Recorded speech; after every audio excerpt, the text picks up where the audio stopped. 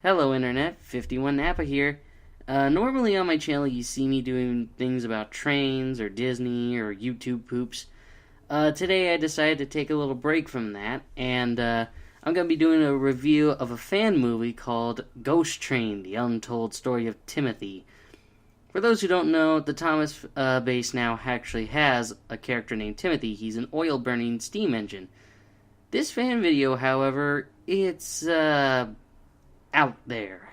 I don't know where to start with this thing. The bad, unfortunately, outweighs the good. By the way, this is made by KaneFan701, who helped Thomas 1, Edward 2, Henry 3 in the latter's NWR Origin series. And basically, what this whole movie is revolved around is a ghost story that Percy told Thomas back in Percy's Ghostly Trick. And apparently it's a real deal kind of thing. And like I said, the bad unfortunately outweighs the good, but let's talk about the good right now. Some of the good things were the environments, the scenes, some of the chase moments, and some of the voices. So for the environments, obviously we have Tidmouth, we have Knapford, we have the sheds where Thomas, Percy, and Toby are sleeping. And then you had the viaduct and whatnot. Those were all really nice touches I liked. All the most of the characters are in there. You had Thomas, Edward, Henry, Gordon, James, Percy, Toby, and I think a couple of secondary characters, but I don't recall. Some of the line deliveries are pretty good. And speaking of lines, I want to jump right ahead to voices. So, the good voices in this were actually Thomas, Percy, and Edward. Edward only had a minor role, and he was voiced by KaneFan701 himself. But, oh my gosh, Percy sounded like Mickey Mouse, and the voice actor actually said he wanted to do that intentionally. So, it's pretty funny when you hear Percy come in and he's like, "Thomas, you'll never believe what happened, but I saw a ghost train." And, yeah, I know, I would say I did a decent Mickey voice. I like Thomas's voice, though. It sounds like what Thomas would be, kind of a British accent. I'm not trying to be mean, but, Thomas is British, and this is kind of what he sounded like, at least from my honest opinion. He did a good job, the actor for Thomas. Timothy himself was, I believe, KaneFan701. Obviously with voice editing programs, where he sounds all deep and demonic and stuff. That wasn't with voice editing. That was actually me doing a deep kind of evil voice. I also like Timothy's evil laugh. Sure, it changes a little bit, but I like it. The music was actually a nice touch, too. I can't go wrong with music. Whenever you have it, it really adds life to the movie. Sure, you change the pitch, make it lower and all that, for when Percy shows up, when you hear the da-dum, da-dum, da-da-da-da-da, ding. I love that as a kid. I mean, I can't do all the music and all that. I can't do all the instruments, but for my viewers, check out Percy's Ghostly Trick. It's a very good classic episode. Anything else that was good that I can remember? I love, and I am gonna say it, spoilers. The ending, I'll just say this. There was a rather big boom that happened at the end that slowed Timothy down for a bit. I'll say that was a good sign. That was a fun little piece. But now, it's time for the bad. And boy, was there a lot of bad. First off, and again, I like KaneFan701's work. I like some of his work. It's really good. Unfortunately, with this idea of a ghost train that looks demonic, yes, Thomas said that looks something straight out of a horror movie. I gotta ask though, it's mainly voices. Voices are key with animated movies. And there were like over half a dozen bad voice acting. And I'll just get started with it. First up was Thomas's Driver. Thomas's Driver, I mean, he was okay. I think there's a point where it's like he says, if the thoughts about something engine, he was like talking about. I think the first part was like, I was once told about it, but I never believed it. I think that was Shine Ortiz who did Thomas's Driver, and he did a decent job. It's just sometimes it was a little rushed, I think. Let's see. Other bad acting. Again, no offense to Kane Fan. I know you did a good job with this. This probably took a long time to make. There's a few down the line that, no pun intended, that are just atrocious. James. James is also voiced by Shine Ortiz. And Shine, I know you were trying to make James, James in George Carlin's kind of voice acting, he was kind of like this, a slight New Yorker, always kind of anxious and whatnot.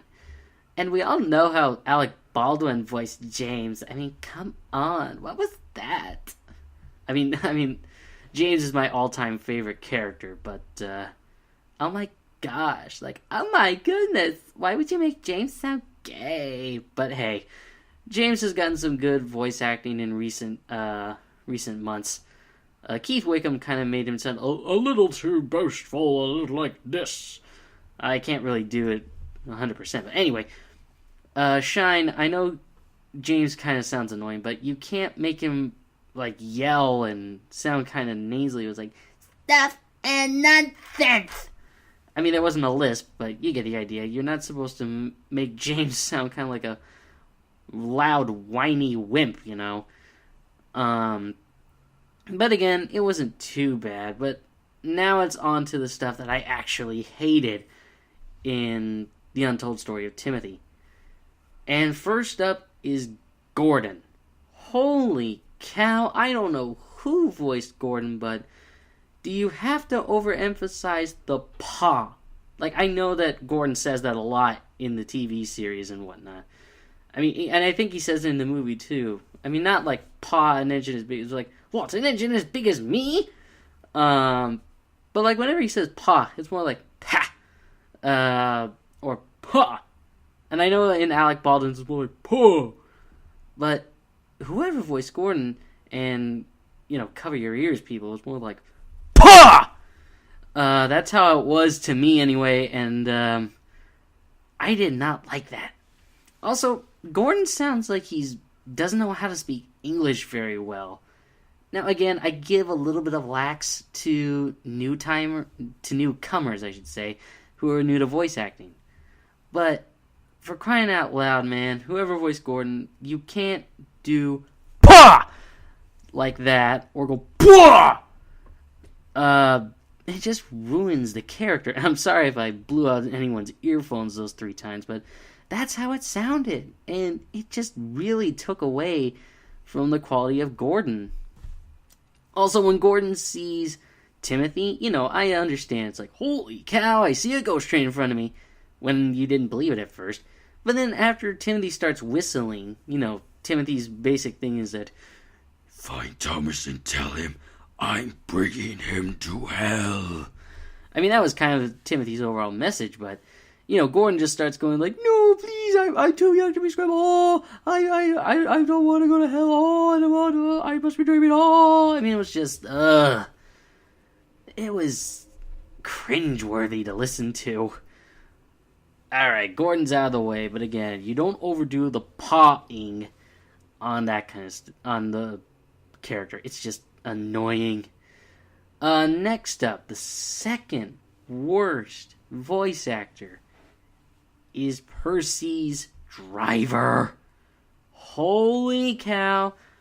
I mean, the pawing is one thing, but when you sound so dumb when it's like, Percy, you remember that night on the on the Tuesday night of the Monday football and the night before the story on television. I'm like, the hell are you talking about, man? And then, to sum up like a shit pasta, and by shit pasta, I mean a creepy pasta that doesn't quite live up to expectations. It's like, you have a creepy pasta, then you have a bad pasta, and then there's the worst. That's called a troll pasta. Percys Driver sums up the bad pastas with, I'm just starting to think that possibly. No, I wasn't kidding here. That story I said wasn't fake at all. It was real. The ghost train was real! That was bad. I mean, there are so many lines, and again, if you want to listen to them, go and look at Untold Story of Timothy. The full version's by Sam the Thomas Fan too. But man, Percys Driver he seemed to lack a little bit. Like, there's a point where all the drivers and firemen are having lunch at where Thomas, Percy, and Toby are, over in their little sheds, and it's like, today, oh my gosh, today, what is it? And this is Percys Driver. My God, it's the first day of the accident, and it's the same guy who actually voices what I think is the worst voice actor. But anyway, Percys Driver just, it was gross listening to him. I mean, Percy's fireman said something really funny after seeing the ghost train for the first time, and I quote him saying, "What in Satan's name was that?" And then, okay, that was a good line, but then Percys Driver turns around and says, "It looked like an engine, but it only looked like the engine, but it looked enough." Okay, it wasn't that like that, but at the same time, it was just like, I left a bad taste in my mouth. Ugh. But yeah, Percys Driver is like, oh my God, it's just horrible. An honorable mention goes to the narrator. Now, I understand that this is a horror movie, but for crying out loud, Kane fan, you overemphasize a few of the words, like, but neither Thomas or Percy had not forgotten about it. I mean, come on, dude. I know it's a horror movie, but you can't overdo the narrator. And it was a little bit annoying to hear Kane fan as the narrator going, that they had just seen Timothy, the ghost train of Sodor. I mean, really? That's stupid. And then, I know you had to take breaths and all, but it kind of came at weird times, like Thomas, Percy, and Toby. I'm just like, take a breath before you had to do something like that. But the narrator overall, he wasn't horrible, nor was he excellent. He was kind of in the middle. You're taking him most of the time anyway. But now, to wrap this review up, it's really not a review. I didn't mention too much about the good. But again, check it out for yourself. The worst thing about this fan movie is Toby. Oh my goodness. How do you make a character sound so bored? Really? Thomas 1, Edward 2, Henry 3's Toby, he's kind of old, he's kind of raspy, but you can still hear a little bit of a southern accent from T1E2H3's Toby. And of course, Train Boy 7, he's like a redneck, he's a southern accent, and, I like that kind of stuff, But, I can't even say a line of Toby without, feeling a knot in my stomach. The first time Toby speaks is just, did you get a good view of it? What did he look like? And after Toby and Percy see Timothy barreling down at them, this is how he reacted. So, that was Timothy. Although Percy's line was, yes, Toby, it was. I liked how Percy kind of countered the boredom of Toby to, make like a little joke out of it. Percy, when he talks, it just, kind of neutralizes how atrocious Toby talks. The only times I really heard Toby really have any sense of emotion or any kind of pitch was like, Thomas, are you okay? Why, bless my bell, so I can hear. And right there, so I can hear. That line, I heard a little bit of Southern. That's what I was kind of expecting out of Toby, but no. It's just this flatline, apathetic, boring Toby. Although I should say, as a good side, I guess what Kane Fan was trying to do was replicate the actual engines to what they would look like in real life. I mean, Toby actually looked like a pretty good steam tram. Thomas had his tank appearance. And apparently Timothy was a prototype for Thomas. And one other honorable mention of a bad actor. And I, again, give him a little slack if he's new. It was the voice of Timothy when he was normal. But the main problem was he would smack his lips like this while he was talking for the most part. And I understand that if you're nervous, that happens a lot. But it just seemed to detract a lot from normal Timothy. And apparently Shine Ortiz made something called Timothy Saves Christmas, but he pulled it down. And the only thing left of it is a mass reaction to it. And I kind of side with it. But normal Timothy, I think it was voiced by the same guy in Timothy Saves Christmas. But when I first heard Timothy as a ghost in his normal form, when you smack your lips and make all those, noises, like, you know what I mean, it really gets annoying. But back to Toby, I just can't get over how bad he sounded. Like, I mean, again, like, even when a demon train is coming at his face and he just reacts like, oh wow, that was horrifying. I'm just like, you're not horrified. You probably had a traumatic experience as a young engine and now you just don't care anymore. I mean, even when Thomas was, worried, sick about trying to help Timothy and all that, Toby just sounded bored out of his mind. But enough of that. That's really all I had to say about the untold story of Timothy. And if you guys want me to do more reviews like this, leave a spot in the comments for me. What fan movie should I do next? I'm actually planning to do horror on the Kirk Ronan Branch and then Victor Tanzig's Ghost. Because they're all kind of in the same playing field, really. But this is 51 Napa with my first fan movie review. This is like the equivalent of Sonic 06.